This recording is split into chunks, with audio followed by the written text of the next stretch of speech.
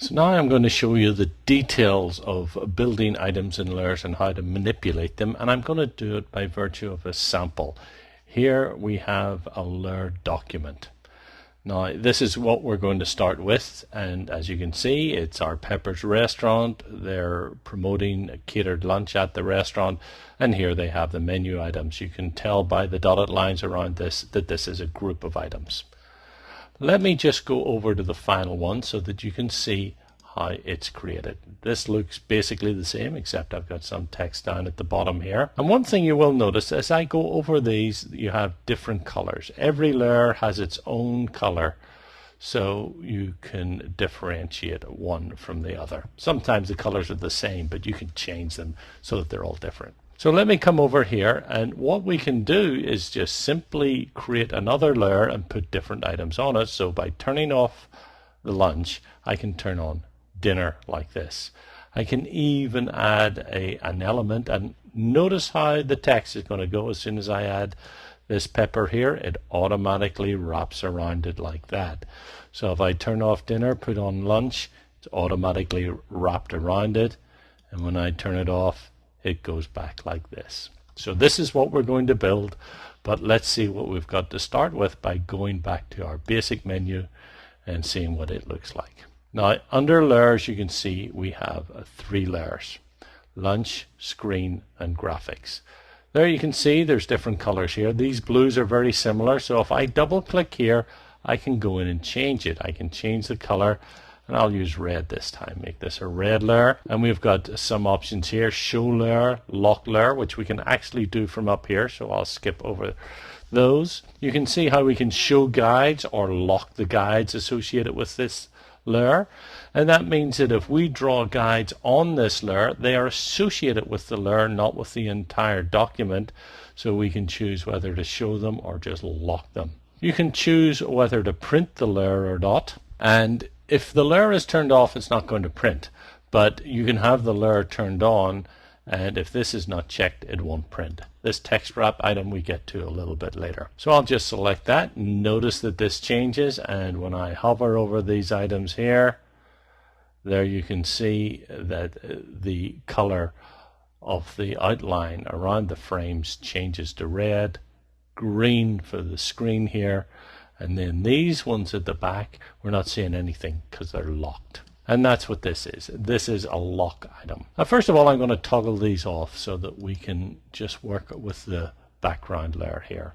Toggles it off. Everything's still there. We just can't see it. And I'm going to expand this. And here we've got a group here. I'll expand that one as well. So now we can see the lock here. If I turn this off, the lock goes on everything except for this last one here, and this is the name of the JPEG. It's really the background here, and if I click on it, I can't select it. So I can click in this. Now I can select this, click back, it's locked. So you can lock the entire group like this, or you can just lock individual items on it. So here, let's unlock it, and we'll go back to our group here, and we can see that we've got individual paths. Now when you click in the name here, nothing's going to happen, but if we come over to the right hand side, you click to select item. So here we've got this item selected here. I can tell from the control panel that this is the green line, so if I wanted to, I can just click there and type in green. I can come down to the next one, and I can see up here it's red, so I can click once again quickly, and that's red, and then go to the next one, click, and this has got to be the olive one. So now we've given them logical names. It makes it easy to identify everything. So even if I wanted to take this, which is the logo with the lines, I could group those together and choose Object, Group. I've lost where group is. There, it's not going to let me group it because something here is locked. So I'll select these, Command G, group, like that. And they're all grouped, so I've got groups within a group. So this group here, I'll just call logo, like that. So you can go through and identify things. Now in a small document like this, it really isn't going to make a lot of difference because you can see where everything is. But when you get into more complex ones, like a interactive document, you really should name everything as you move along, because it lets you change things in the end a lot better.